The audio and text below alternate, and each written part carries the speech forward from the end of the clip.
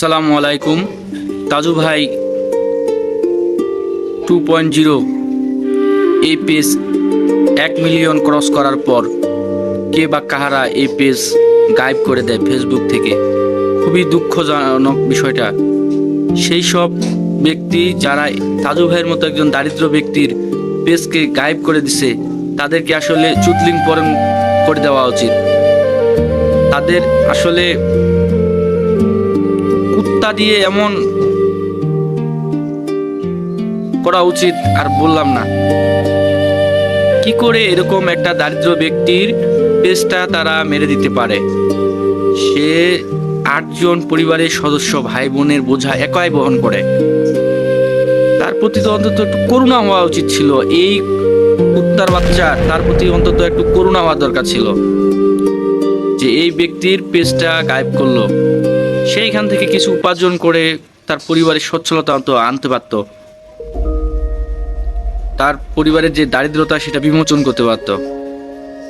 বেচারা কত কষ্ট করছে, খেয়ে না খেয়ে ভিডিও বানাইছে, সোশ্যাল মিডিয়ায় অ্যাক্টিভ হয়ে কিছু অর্থ উপার্জন করতে চাইছে। খুবই দুঃখজনক বিষয়টা, খুবই খারাপ লাগছে। ধন্যবাদ থটস অফ বিল্লাল ভাইকে। সে তার একটি 7 লক্ষ ফলোয়ারের পেজ এবং তার মোবাইল সহ তাজু ভাইকে গিফট করে দিছে। আসলে বিল্লাল ভাই অনেক মানবিক বোধ একজন মানুষ। আমরা তাজু ভাই এবং বিল্লাল ভাই এই জন্য দোয়া করি। কিন্তু খুবই দুঃখজনক বিষয়টা এখানেই যে কত কষ্ট করছে বেচারা, কথা বলতে পারে না, যার কথাই হয় না। সে ফেসবুকে 1 সপ্তাহের মধ্যেই 1 মিলিয়ন ফলোয়ার। অনেকে তো বহুত কাজ করে ফেসবুকে, অনেক অ্যাক্টিভ, অনেক সক্রিয়, কিন্তু এগুলো তো হতে পারে না। যারা তার এই পেজটা গায়েব করে দিছে, তাদের পেট থেকে শুকুর আর কুকুর বের হবে।